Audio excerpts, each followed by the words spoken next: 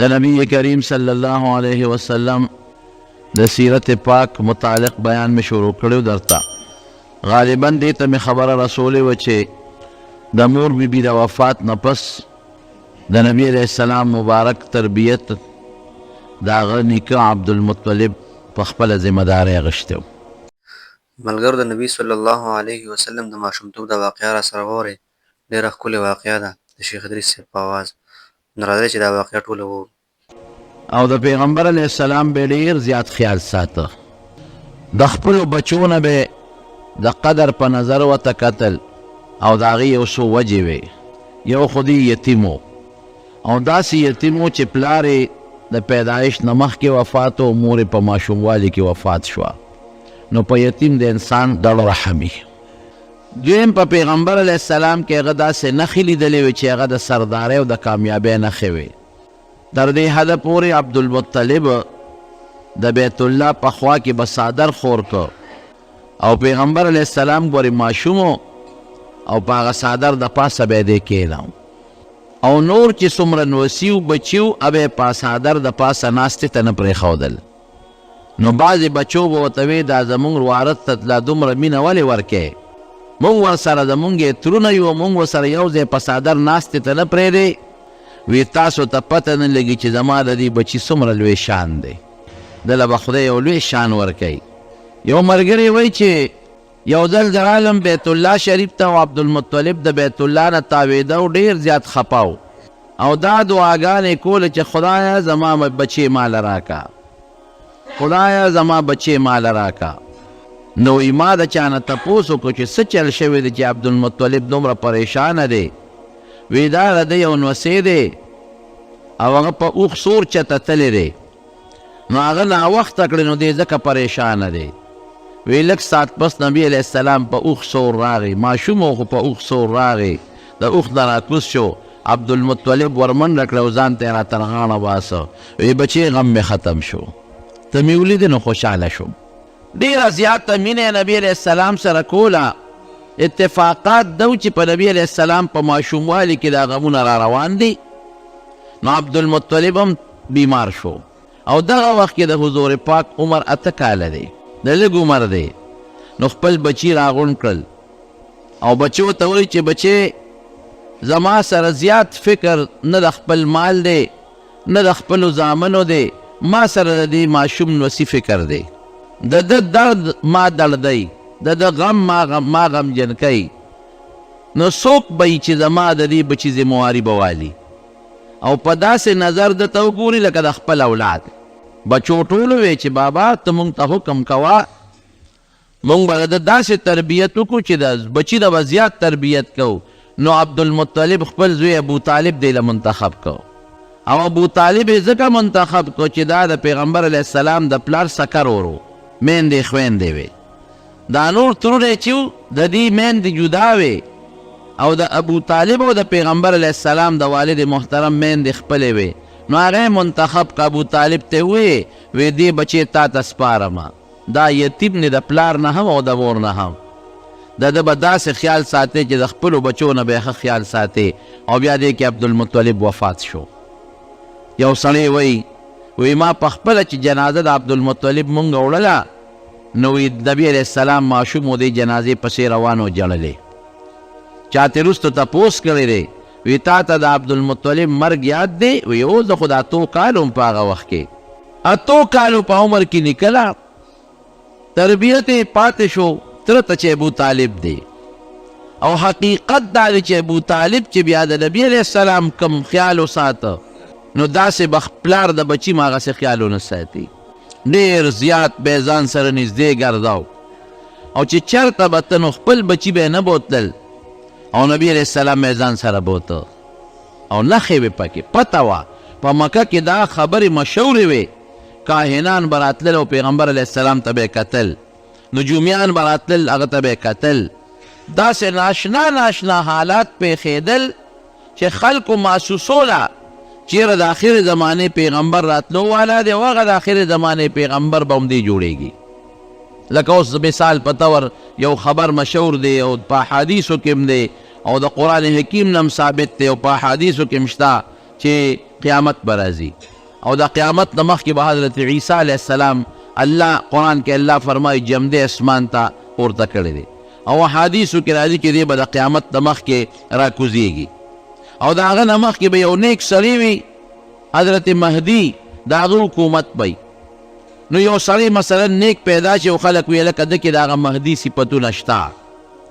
او د پیغمبر علیه السلام کمې علامې او نښې چې وي نو هغه هم ټولې موجود دي دقه رنګې د مکې خلک یهودیان عیسایان او د نورو دینونو خلک په دې انتظار و چې نبی آخر الزمان دنیا ته راتلو والا دی کمې نښې چې وي هغه ټولې موجود دي او بیا د پخوانو کتابونو خلکو او نجومیانو کاهنانو دا ټولو خلکو دا نښې په پیغمبر علیه السلام کې لیدلې نو ابو طالب هم په دې پوه نو د پیغمبر علیه السلام به ډېر قدر کو او ډېر احترام به کو ډېر زیات عزت به کو تر دې حده پورې چې یو ځل په سفر ته نبی علیه السلام د ابو طالب د تجارت په سفر د عربو ټول ګذر اوقات په تجارتو ځکه په مکه مکرمه کې غله نه کېده اوسه پورې نه پکې غنم کېدل نه پکې اوربشې کېدلې او هېڅ قسمه نه پکې اوبه شته او شال غرونه دي نو د هغې ټول نظام به په تجارتو نو ابو طالب یو قافله د تجارت واغېسته او شام ته روان شو ډېر خلک ورسره په دې قافله کې شریک شو مالونه دي پکې نبی علیه السلام دی خو ماشوم دی دغه وخت کې نو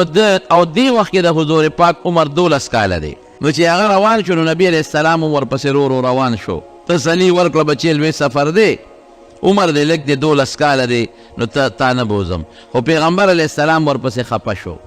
نو چې خفه شو د هغه خفګان یې نه شو زغملی نو روچرې که وایي زه ډېره ښه ده به وبه دې ځم دا لومبې سفر دی د نبی علیه السلام مبارک شام طرف ته قافله روانه شوه بصرا یو مقام دی چې هلته ورسېدل هغه به داسې قافله وه چې یو ځای به یې دمه کوله بیا به لاړل بل ځای به یې دمه کوله بیا به یې بل ځای دمه کوله چا به اغېشتل کول او چا به خرڅول کول نو دا بصرا یو لوی علاقه ده یو لوی ښار و په هغه زمانه کې هغې سره خوا کې د قافلې د دمې یو ځای و چې قافلې به لاړې نو هلته به قافله ودرېدله ایساره به شوه او یو بازار به ولګېد میله به ولګېدله چا به شی خرڅه و چا به شی اغېشته دا به تجارت و روزګار به و کاروبار به و نو چې څنګه د بصرا کې دا قافله ایساره شو خیمې یې ولګولې دغه دی د عیسایانو یو راهب و چې هغه راهب د عیسایانو دی چې هغې به ځان له په یو جونګړه کې دیری یا په یو سمڅه کې په یو غار کې دیری او د الله تعالی عبادت کوي هغې واده نه کوي د عیسایانو راهبان ودونه نه کوي نه بچي وي نه ښځه نه ماشومانې بس ځان له پروت یې لږه غوندې ډوډۍ خوري او هغه خپل عبادتونه کوي اوس هغه راهبان د عیسایانو نشته پخوا به دا ډېر زیات و نو په یو غار او په هغه غار کې دا راهب پاتې کېده او دی به کله کله راوته کله به میاشت پس راووت کله به 2 میاشتې پس راووته دنیا به ورته په انتظار وه خلکو به ترې دواګانې غوښتې خلکو به نذرانې تحفې ورکړې غار ته به دننه شو داسې ډېره موده پس به راوته نو چې دا قافله د ابو طالب د قافله په دې بصرا مقام کې دمه شوه نو دا راهب راووته او راتلو سره نیغه په دې قافله کې ترمذي شریف کې دا حدیث دی راتلو سره نیغ په دې قافله کې وردنوت او دې به چې قافله به کله هم راتله دی به نه راوته چې څوک بلونو دی به راوته عام به نه راوته نو خلک هم حیران شو چې دا خو قافله ده او د دنیا خلک د تجارت کېږي دا راهب څنګه دا پادري راووته بحیرا د ده نوم و بحیرا چې راووته نو په دې قافله کې ګرځېده او نبی کریم صلی الله علیه وسلم یې د مټه کلکونې وه او څه وی هذا سید العالمین وی دې د ټول مخلوق سردار دی وی هذا رسول رب العالمین وی دې د رب العالمین د پروردګار د طرف نه رسول جوړېدونکی دی د پیغمبر جوړېږي هذا سید العالمین د ټول مخلوق سردار دی او په ده باندې به خدای پاک امت ته هدایت ورکوي خلک حیران شو د 12 کالو د ماشوم متعلق ته دا خبره څنګه کې وی ګورئ خلکو وی ته څنګه دا خبره کې وی زه راته دا خبره په دلیل کوم ما سره کتاب موجود دی کتاب یې راواغېشت کتاب ته به یم کتل او نبي علیه السلام د مخ مبارک ته به یم کتل وی زما په دې کتاب کې چې د نبي آخر الزمان کمې نښې دي هغه ټولې په دې کې موجود دي یو خدا خبره ده. د د سترګو نښې ما سره شته، د د رنګ نښې ما سره شته، د د شکل نښې ما سره شته، د طبیعت او د عادت نښې ما سره په دې کتاب کې شته. د نبي آخر الزمان چې کومې نښې دي خو پکې موجود دي. دویم څه دي؟ وی دا قافله چې په دې غر راښکته کېده، وی ما ورته کتل دې قافلې ته، نو وی داسې کاڼي بوټي ما ونه لید چې هغه یې دته سر نه ښکته کړی. او دا کاڼي بوټي بغیر د هغه انسان نه چې هغه نه خدای پیغمبر جوړوي سرونه نه ښکته کوي. دا ترمذي شریف په حدیث دی او علماو د دې حدیث توثیق هم کړی دی چې مضبوط حدیث دی. دا دوه شو. دیمه دا ده چې وی ګوره د ده په دې دواړو اولو په دې منځ کې یو مهر لګېدلی د پیغمبر وی ګوره د نبوت مهر هم پې شته. دا خبرې وکړلې او دا پادري لاړه خپل دغه ته، دا راهب ننوته خپل غار ته، هغه خپلې سوړې ته، او دې خلکو ته تاسو زه د دې هلک د برکته ډوډۍ کوم. هغه د هغه خپل وس مطابق څه ډوډۍ برابر کړه او د ابو طالب د قافلې له راوسته ورته کېښوده. خو چې دې راوت دا ډوډۍ راوسته، دې وخت کې نبي علیه السلام اوښان بوتلي اوبه خورله، ځکه چې چا به په قافله کې د ګیا خدمت کو، چا به د پخلي خدمت کو، چا به د اوښانو خدمت کو. قافله کې خو به دومره کسان نو نبي علیه السلام مبارک اوښان بوتلي ګودر ته سیراب کولو له. نو چې راوت نو وی څه شو هغه هلک؟ وی هغه تللی دی اوښان سیرابی را روان دی. وی ما خو ډوډۍ د هغه د برکته درته راوړه. دې کې نبي علیه السلام را روان و. وی ګورې بل دلیل اوس ووینئ. وی تاسو خو ما ته وی چې څه دلیل دی؟ نو ما خو ورته وختي دلیلونه ووی، خو بل دلیل هم وګورئ. بل دلیل دا دی چې وی ګورئ نور دی که نه، سخت نور دی، ګرمي ده وی، او وی په هغه سورې فرشتو کړی دی، د وریځ سورې دی پې د فرشتو له طرف نه پې سورې دی، ورته وګورئ. او خلکو کتل واقعي. نو چې څنګه نبي علیه السلام اوښان راوستل او څه میلول، نو هغه چې کومه اونه وه نو د هغې اونې سوري ته خلک ناست وو، د سوري ځای پکې نه نور سورې خلکو نیولې وو. وی ګورئ تماشه کوئ چې نبي علیه السلام راغی سورې نو نور دی، نو دې په نور باندې کېناسته. نو خلکو ته وی ګورئ ورته اوس. نو چې خلکو تماشه وکړه نو هغه اونه لږه کږه شوه او هغه سورې په پیغمبر علیه السلام ورته وکړه. وی دی بله نښه شوه. وی د ده سرپرست څوک دی؟ وی د قافلې دا مشر ابو طالب د ده سرپرست دی. وی دا ماشوم دی څه دی؟ وی دا مې ورواره دی، زوی مې دی. وی زوی دې نشي کېدی، زوی دې نشي کېدی، د ده پلار مخکې وفات شوی دی. زما کتابونه دی دا وایي چې پلار د ده د پیدایش نه مخکې وفات دی او ورواره مې دی. وی ښځه دله قسم در کومه د خدای دپاره دا هلک مه بوځه شام ته، هلته کې راهبان دي، هلته جادوګر دي، هلته کاهنان دي، او دی به مړه کي دنه نقصان به ورته ورسوي. مهرباني وکړئ واپس بکې ته ولېږه، دې مه لېږه. نو هغه راهب ورته قسمونه ور واچول ابو طالب ته چې ته مهرباني وکړو دې مه شام ته مه بوځه. شام د اهل کتابو د مولیانو د دغې خلکو د ظاهرانو د کوټګرو او د کاهنانو علاقه را دې دنه نقصان یې نه کي. ګورئ نو حضرت ابو طالب نبي علیه السلام بیا واپس د بعضې ملګرو سره مکې مکرمې ته راولېږه. اتفاق ته ګوره قافله رخصتېږي او دې کې اووه کسان را روان دي، چې اووه کسان را روان دي د روم نه. ترمذي کې راځي اووه کسان. نو دی رالل دې راهب سره دیره شو. خلک خو د نیکانو نه دعاګانې غواړي. نو دې بحیرا راهب ورته ویل هلکه څوک یې؟ وایي موږ د روم نه راغلي یو. د روم نه راغلي تاسو سره دا تورې او دا سامان، دا څه خطرناک غوندې خلک یې؟ وی یو خطرناک خو یو. وی څنګه؟ وی موږ ته خپلو مشرانو ویلي دي چې هغه نبي آخر الزمان دنیا ته راغلی دی او په دې شام کې هغه په دې میاشت کې هغه د شام سفر کوي. نو موږ ورته لارې نیولې دي چې کوم ځای په ګوتو راشي چې مړې کوم. دا میاشت هغه د شام د سفر ده. نو موږ لارې نیولې دي چې په ګوتو راغی چې دې موږ مړ کو. نو دا پادري ورته وایي دا راهب بحیرا، وی قمقل نه یې؟ وی ولې؟ وی د کوم انسان چې الله د پیغمبرۍ فیصله کړې ده تاسو هغه وجلی شئ. یو خوا خو دا وایې چې هغه نبي آخر الزمان جوړېدو والا دی او بل خو یې مرګ پسې ګرځی. نو چې د چا الله فیصله کړی چې دی نه به زه اخیري پیغمبر جوړوم، او امت ته په هدایت ورکوم، نو یو خو د خدای مقابله ده،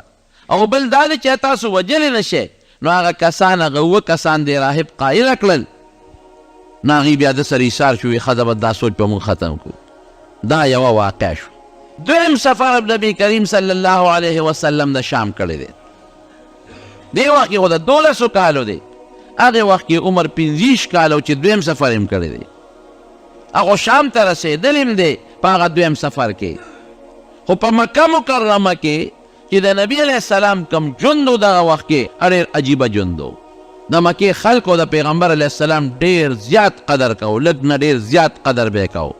او ډېر احترام به یې کو، ځکه پیغمبر علیه السلام په ژوند کې دروغ به نه وي، دروغونه به یې ځان ساته. دروغ اسم لوی جرم دی.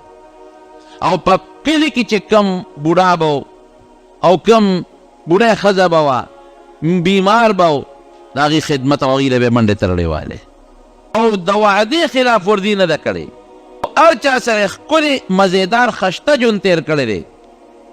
یو صحابي د وروستو مسلمان دی، حضرت صاحب ابن یزید رضی الله عنه، هغه وایي ما سره نبي علیه السلام په هلکانه کې په تجارت کې شریک پاتې شوی دی. وی قسم دی که دومره رښتونی او امانتدار انسان ما په دې خپلو سترګو لیدلی وي. یو بل ملګری دی، هغه وی نبی علیه السلام سره په مکه مکرمه کې زما څه خبره اتره راله. وی ما ورته وی چې ودرېږه زه دله دا شی راوړم. نو وی نبی علیه السلام ما ته وی چې ښځه شا به راوړه. وی ما چې ته راته دلته ودرېږه زه یې راوړم. وی ما ته وی چې ښځه دلته تا ته ولاړ یم شا به دا شی راوړه. هغه وی چې زه لاړم نو ما نه هېر شو، هېره مې شوه خبره. ورځ تېره شوه، شپه تېره شوه، 3 ورځې پس اتفاقي په هغه لار تلمه. خبره مې هېره شوې وه، انسان دې هېرېږي. وی چې په لاره تلم نبي علیه السلام هلته ولاړو. نو ما وی چې زه خو مانم هېره د ده نه هم دا خبره. وی ما ته وی هلکه د جیبه کار دې را سره ونه که. مې چې ولې؟ وی ما سره دې وعده وکړه او ما هم د سره وعده وکړه چې دلته به ولاړ یم. نو د الله بنده 3 ورځو نه تا ته زه دلته په انتظار ولاړ یم. دومره د وعدې پابند. مونږ خلک د وعدې څه پروا نه ساتي. وایو ځان ته عاشقان د نبي علیه السلام او ځان ته د پیغمبر علیه السلام محبتیان وایو، امتیان وایو، دروغ ټول وایو، پروا نشته. حالانکه دروغ ډېره لویه ګناه ده. نبی علیه السلام د دروغو متعلق فرمایي چې د دروغجن سړي د خولې نه چې کم بدبویي دي، بدبویي یو میل فرشتې ته تښتي. مونږ ټول دروغ وایو، ټوله ورځ د بل دپاره خلک دروغ وایي. د وعدې خلاف ورزي څومره، دا کار ماښام کوم ښه نه کوي، دا سهار کوم ښه سبا بیا نه کوي، دروغ وایي، د دوکې کوي، د وعدې خلاف ورزي کوي. دا ورته ډو ګناه نه ښکاري. حالانکه دروغ ګناه کبیره ده، وړه ګناه هم نه ده. د وعدې خلاف ورزي ګناه کبیره ده، وړه ګناه هم نه ده، لویه ګناه ده. ګورې یو وړه ګناه یو لویه ګناه. د وعدې خلاف ورزي نبی علیه السلام فرمایي لا دین لمن لا عهد له، چې څوک د وعدې پابندي نه کوي د سر نه دین نشته. ته دین نه خلاصې، ته لا پاتې د پیغمبر علیه السلام د امتیت دعوه کوې. دروغ ولې وایې ته؟ دروغجن باندې خو د خدای قرآن حکیم وایي په دروغجن د خدای لعنت ورېږي.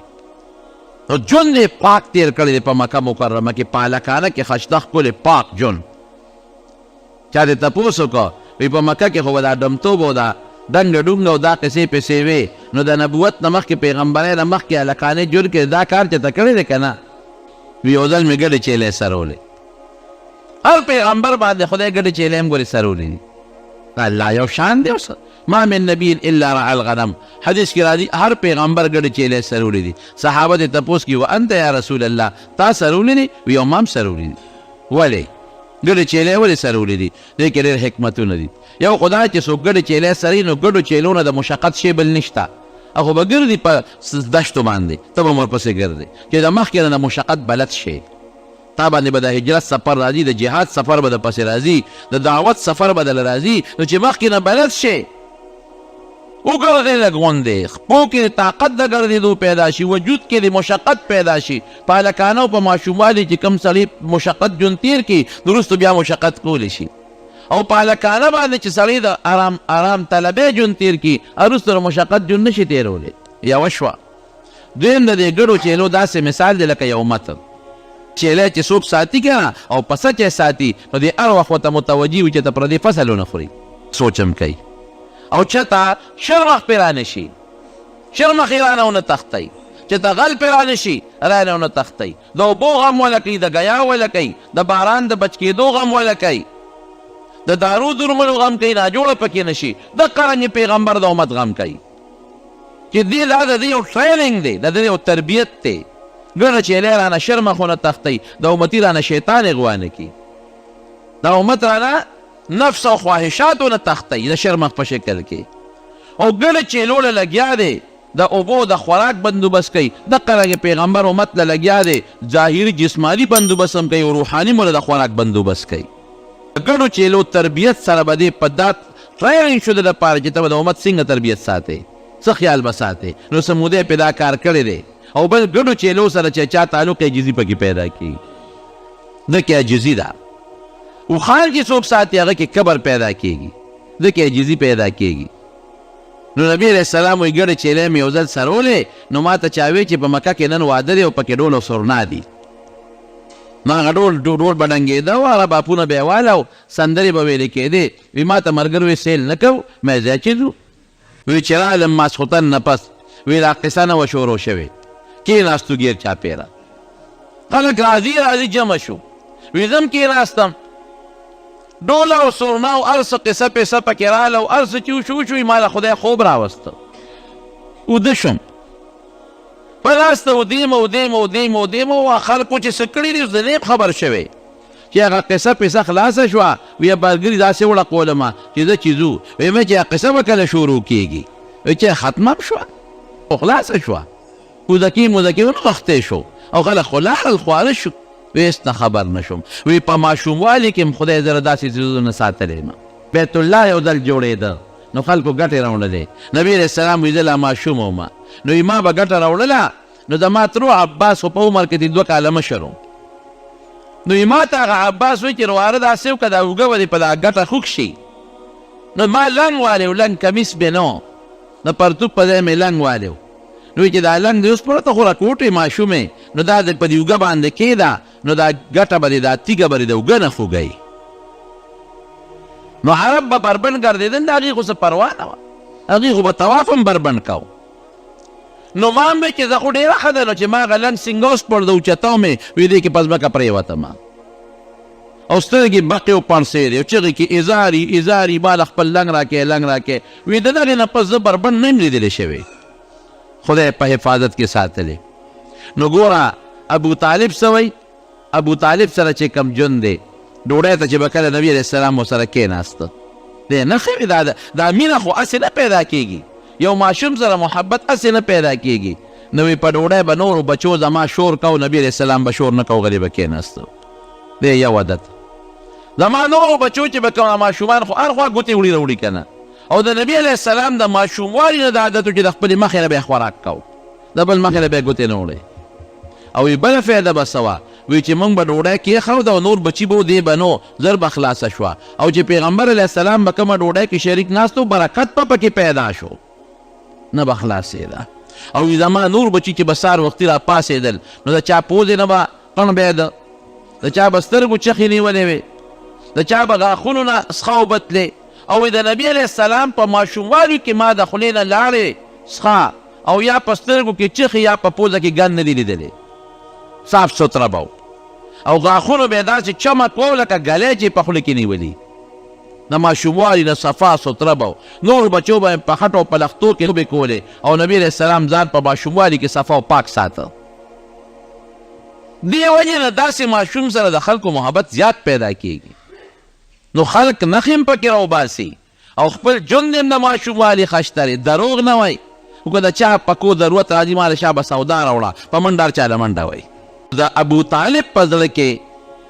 دا د نبي علیه السلام قدر پیدا شو د خپلو بچو نه به یې زیات وله لحاظ ساته او د مکې خلکو هم د نبي علیه السلام به ډېر زیات لحاظ ساته دې حد ته خبره ورسېده چې د پیغمبر علیه السلام خپل نوم خلکو نه یادو امین او صادق به یې ورته وی په دې مشهور شو بس چا د نوم چا نه یادو هلکه هغه امین څه شو امانتګر او صادق هغه رښتونی څه چې خلکو ورته صادق او امین وي په محمد یا په احمد صلی الله علیه وسلم چا هم نه یادو امین ورشه امین ته آواز کا امانتګر ته ورشه هغه صادق ته اواز که هغه رښتونې ته خو د چا به ضرورت و سامان ته به یې جتو بل شي ته به یې جتو نو فورا او که په لاره به څوک روان و پیټې به وړه ورمنډه به کاکاجي راکړه د سره کور ته یوسم زنانه سره به پیټې و هله راکړه بیا یا ترورې د سره کور ته یوسم دا خدمت یې کو په دې ماشوموالي باندې دا د پیغمبر علیه السلام مبارک صفت دی الله شریف جوړېده بیت الله د جوړېدو عجیبه اندازه وه خدای پاک نبی علیه السلام ته ایثار کړي بعضې کارونه د فایدې بیت الله شریف سیلاب روان کړی سیلاب راغلی و روان کړی او دیوالونه یې شلېدلي وو او چت یې نړېدلی و او بیا یو اجدها خامار و په دې بیت الله شریف کې دونه غټ خامار و چې کله به یې وي سر اوچت کو په دیوال به یې کېښوده نو لکه د کټي عمره سر و دومره غټ سر و او چې خوله به یې وازه کړه نو خلک به تېرېدل نو د مکې قریش یو ځل لا جمع شو چې دا بیت الله خو روان دی د خدای کور د جوړول غواړي چا وله ګوتې نه ورتلې نه دا به مونږ روانو سینګه دا به مونږ سینګ روانو او چا به یې د مار سره څه کې دا به څوک دې ته ورنږدې کېږي الله دا ورو کو دې دپاره چې نبي علیه السلام رالوي کړي او دې پکې صدار کړي نو چې کله د پیغمبر علیه السلام عمر لږ زیات شو نو بس بعضې کسان راجمع شوي دا د خدای کور دی مونږ که دا روانو نو مونږ خو یې د بېعزتۍ او د بېادبۍ په خیال نه روانو مونږ خو یې د جوړولو لپاره روانو یاره نو اوس هم د بعضې خلکو بعضې څیز له ګوتې نه ورځي لکه د جومات کې اکثر دا جالې مالي که نه نو خلک له ګوتې نه ور وړي لکه دا خو توتکري دي په دا جومات کې او دا خو زبرګان دي او توتکري د کوم نه نه زبرګ شو د کوم نه چې ایلنس تېره چې دا زبرګ شوی دی په خپل کور کې د ازبرګ ساتي چې جومات ته پې ککړ کړی دی چا ورته په جومات کې لاندې دغه یو جومات ته لاړم هغې ورته لاندې څادرونه اویزان کړي دي هلکه دا څادرونه د څه دي دا هم د توتکرو ته اویزان کړي دي ولې توتکرې ولې دا غول کوي نو دا جومات دا څادر یې ورته اویزان دي کړي دي الله اکبر دا چنګ چونګ کوي خلک د مانځه نه وباسي خپل کور کې دا ساتي دا ازبرګانه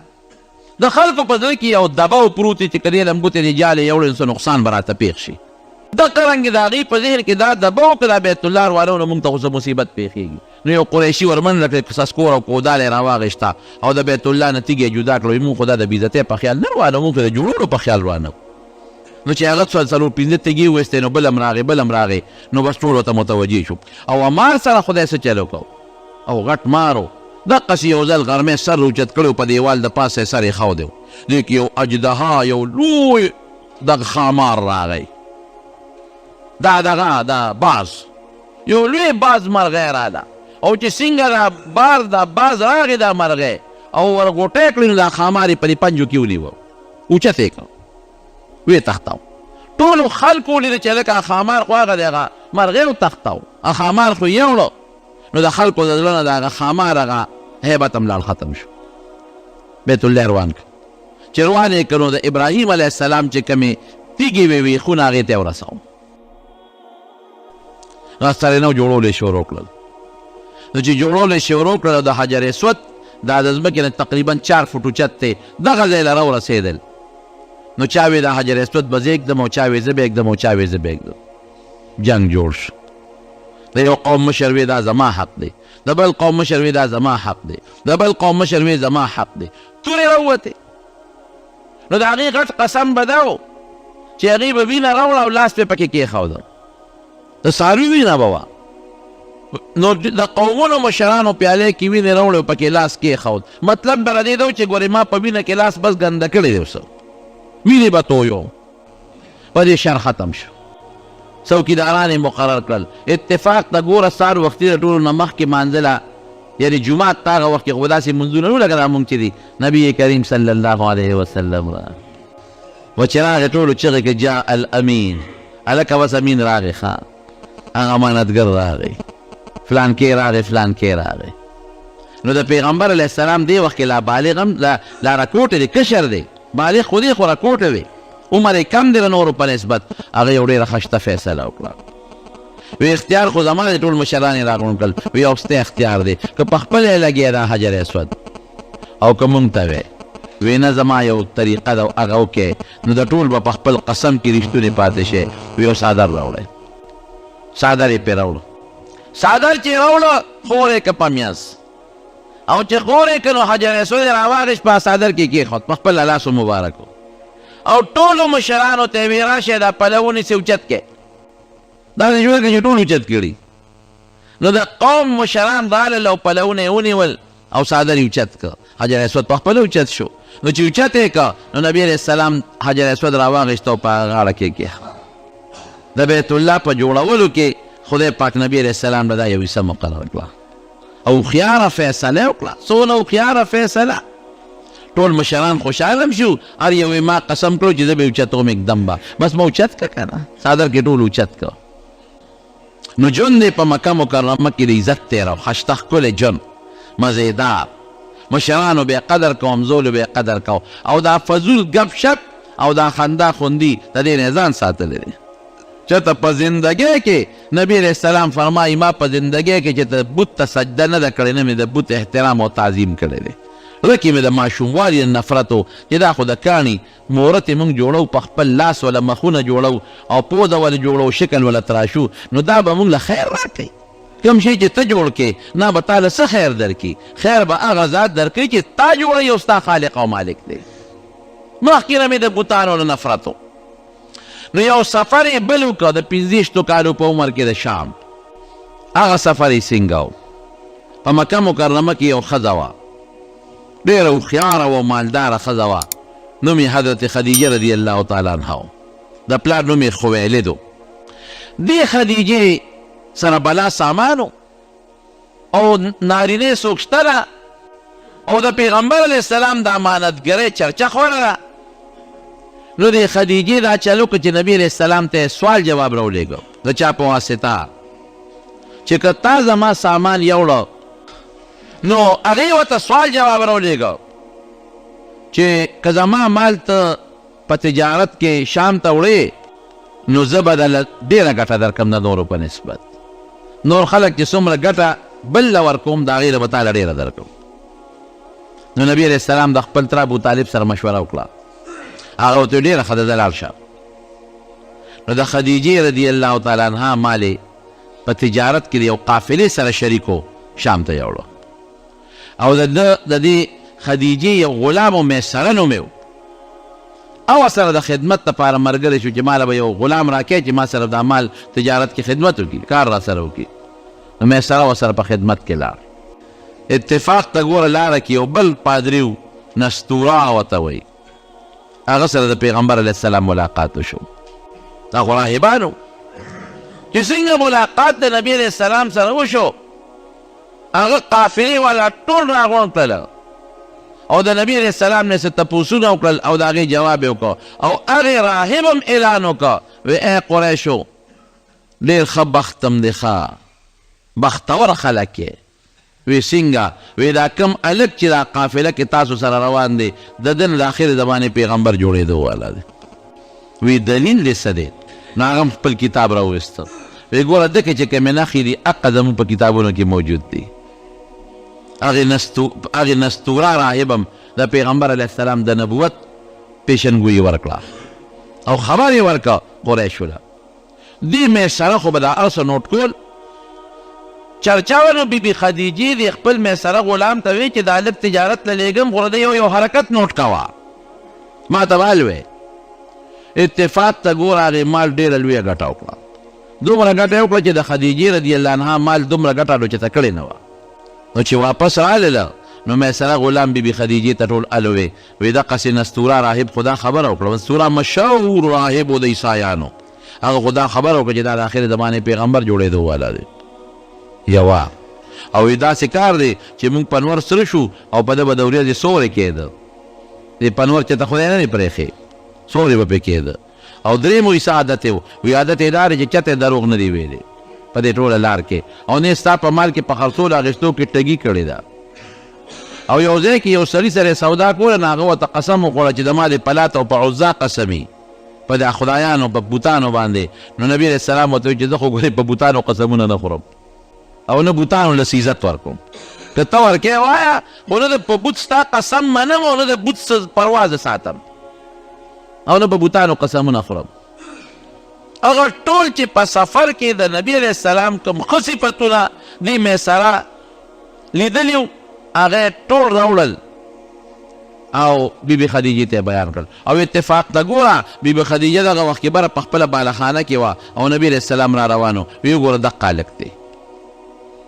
دې سور نور ته وګوره په د سوري ته وګوره د پاسه پې فرشتو یو ریاض هر څه چې دي خو سور یې پې د پاسه کړی دی نو ګټه یې ډېره زیاته وکړه مان نو نبي علیه السلام له پکې ښه مضبوطه حصه ورکړه نو دې خدیجې یو خوب لیدلی و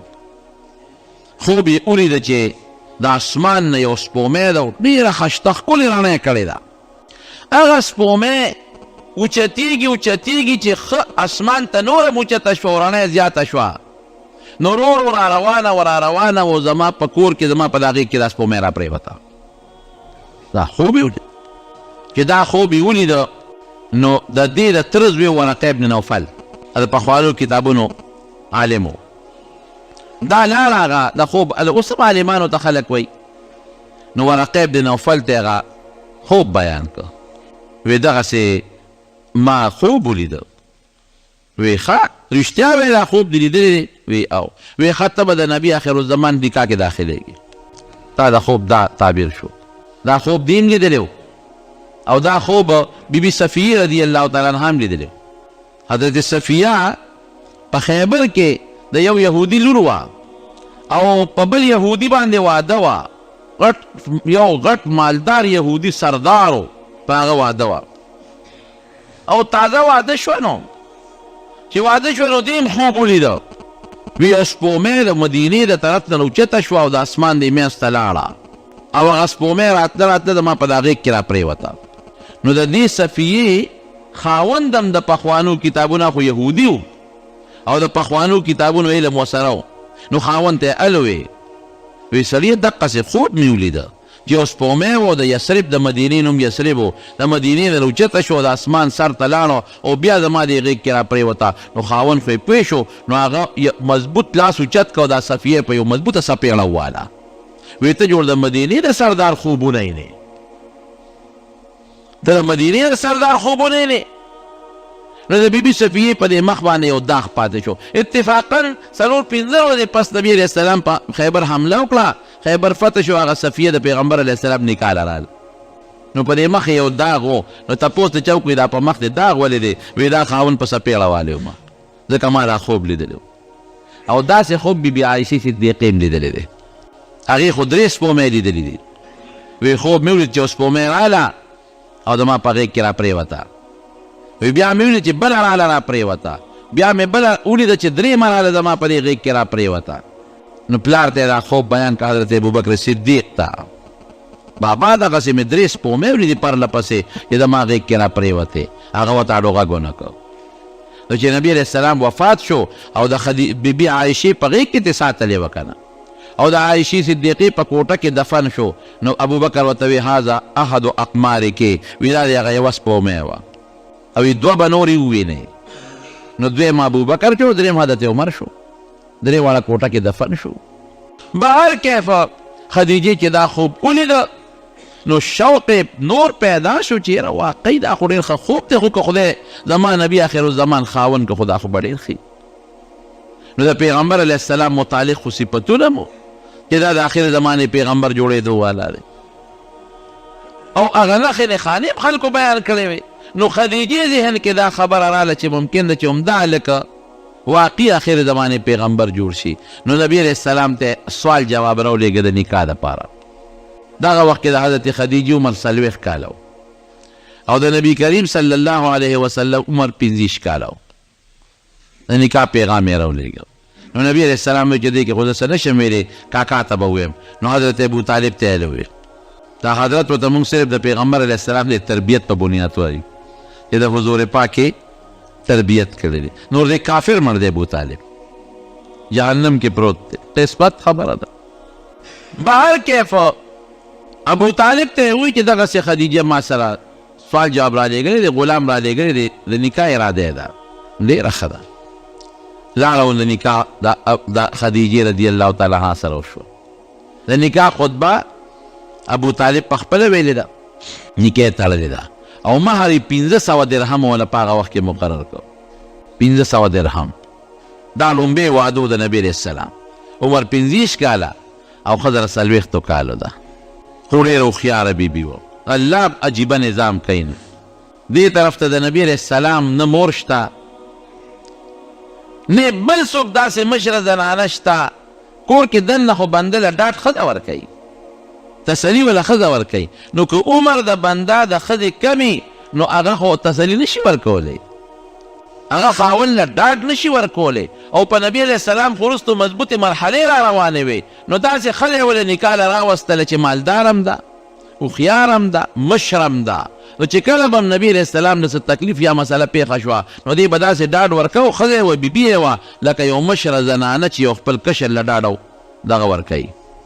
تسلي ورکوي، داسې تسلي به یې ورکوله. او د هغې مینه محبت، الله اکبر، د ښځې د خاوند په منځ کې مینه دا ضروري شی دی. بهتره خبره ده د کم خاوند چې د ښځې سره محبت او مینه ني، یا د کمې ښځې د خپل خاوند سره محبت او مینه ني، دا ژوند نیمګړی وي. نیمګړی خدای دې دا نیمګړی ژوند نه مسلمان ساتي، دا نیمګړی ژوند دی. بعضې خاوند په ښځو ظلمونه کوي او بعضې ښځه د خاوندانو سره ظلمونه او زیاتي کوي. د هر چا خپل حق دی، د ښځې خپل حق دی او د خاوند خپل حق دی. که ښځه د خپل خاوند د حق خیال وساته او خاوند د خپلې ښځې د حق خیال وساته او بیا بچي د دواړو دي، د دواړو د خپلو بچو لحاظ وساته، هېڅ به هم نه. خلاصه دا درونو که موږ د شریعت په دایره کې دننه ژوند تېر کړه، قسم دی که هېڅ مشکلات هم نه، هېڅ مشکلات به نه. خو بعضې وخت کې ښځه د شریعت د دایرې نه سر بار وباسي نو د خاوند د حق خیال نه ساتي، او بعضې وخت خاوند د شریعت د دایرې نه سر بار وباسي د ښځې حق نه ساتي. نو د نبي علیه السلام او د حضرت خدیجې رضی الله تعالی عنها محبت او زندگی مثالي وه. د پیغمبر علیه السلام خپل کور او خپل اوس چې دا کم دی کې په مکه مکرمه کې اوس هم شته، د صفا مروه نه چې سړی بهر وځي یو لوی میدان دی او ټټی دي، دا خلک ورته د ابوجهل ټټی وایي. په هغې چې سړی بهر وځي سورنګونه دي، هغې سورنګونو سره خوا کې یو سړک دی، روډ شیب عامر سره خوا کې هلته کې یو مکتبه ده، د پاسې به مکتبه لیکلې ده او خوا کې اوس د زمزم ټوټی هم دي، خلک ترې طبقې ډکوي، زمزم اوبې هلته ایستې دي. نو دا د پیغمبر علیه السلام د پیدایش مبارک کور. لیکن او د خدیجې رضی الله تعالی عنها کور دا د مروه غونډۍ سره و. کله چې د باب المروه نه بهر وځي نو دغه ځای کې د نیانو دوکانونه دي، اوس خو یې روان کړل پخوا وو، اوس یې لږ شاته جوړ کړي دي، د نیانو دوکانونه و. نو دغې نیانو دوکانونو سره خوا کې د خدیجې رضی الله تعالی عنها کور و. نو حضرت خدیجې رضی الله عنها خپل ټول مال، ډېره مالداره ښځه وه، دا هم پیغمبر علیه السلام ته وقف کو او خپل کور هم پیغمبر علیه السلام ته وقف کو. نو نبی علیه السلام د خپل کور نه بیا را منتقل شوی دی او د خدیجې رضی الله عنها سره اوسېدلی دی. دومره بهترین ژوند د دواړو تېرېده چې نبی علیه السلام مبارک چې د خدیجه وفات شو که نه نو ګډه به یې لاله کړه، یا چیلی یا ګډورې یا چیلوکې. نو د خدیجې رضی الله تعالی عنها چې کومې ښځې دوستانې وې نو هغې له به یې غوښه لېږله، د هغې د مرګ نه پس، د هغې د مرګ نه پس به یې د هغې دوستانو ښځو له غوښه لېږله. نو بیبي عایشه وایي ما له خو پې غوسه راله، بل له خو په بل غوسه ورځي که نه. وی ما به ورته وایي چې د الله رسوله په دنیا او ډېر زیات صفت به یې زما مخکې کو. نو یې چې د الله رسوله په دنیا کې بله ښځه نه وه، دغه یوه بوډۍ وه چې دا سره وښکي یې نیولي و، بنده چې بوډۍ شي نو وښکي خامخا. حالانکې عایشه وایي ما لیدلې هم نه وه خدیجه، وی چې دا کوم وخت وفات کېده هغه وخت کې زه پیدا هم لا نه ومه، خو نبي علیه السلام مې ډېر صفت کول نو ما له پې قار راغی. نو حضور پاک به وخندل چې انها کانت وکانت، عایشې هم دقه یوه ښځه وه په دنیا کې او هم دقه یوه ښځه وه. او نبی علیه السلام فرمایي یو ځل نبی کریم صلی الله علیه وسلم ته جبریل علیه السلام راغی. ګوره چې اوس د پیغمبر خدمت کوي نو دا خو د الله د خوشحالېدو ذریعه ده. جبریل علیه السلام راغی او جبریل علیه السلام وایي نبی علیه السلام ته چې خاص الله دې له راولېږلمه چې په خدیجې زما سلام ووایه. دا ډېر لوی منقبت دی. او الله وایي چې زیرې وله ورکه خدیجې له، زیرې ورکه چې جنت کې الله دې یو محل جوړ کړی دی، داسې محل دی چې د یوې ملغلرې نه جوړ دی، نه پکې ټانکه شته او نه پکې پیوند شته، یوې ملغلرې نه مې وله محل تیار جوړ کړی دی او نه پکې شور و شغرب شته او نه پکې ستړی شته دی. او نبی علیه السلام به فرمایل وی خدیجه رضی الله تعالی عنها د پیغمبر هم ټول بچي دې نه پیدا و. بیبي فاطمه د دې لور ده، بیبي رقیه، ام کلثوم، زینب، دا څلورې لوڼه وې او 3 زامنو طاهر طیب او سو قاسم څوک دا طیب او طاهر یو کس نو 2 زامن یو بچی ابراهیم دا د ماریې قبطیې نه د پیغمبر بله بیبي و هغې نه پیدا و باقي ټول بچي د هغې نه پیدا و او غار حرا کې چې به کله نبي علیه السلام عبادت کاو نو دی به ورپسې ستوان وړل غار حرا ته موږ نشو ختې دومره ګران شی دی موږ نشو ختې اوچت غار دی او ختل سخت دي دی به ورپسې اوبه خېجول دی به ستوان خېجول او خوراک به ورپسې وړو نو 25 کاله عمر د نبي علیه السلام چې دا لومبۍ واده د بیبي خدیجې سره شوی دی او اولاد یې ټول پیدا دی او ختم دی باقي د سیرت بیان دی انشاءالله آینده جمعه کې به بیان کوم که دا ویډیو هم خوښه شوې وي نو ضرور یې لایک کړئ او چینل هم سبسکرایب کړئ داسې نورو ښکلو واقعاتو دپاره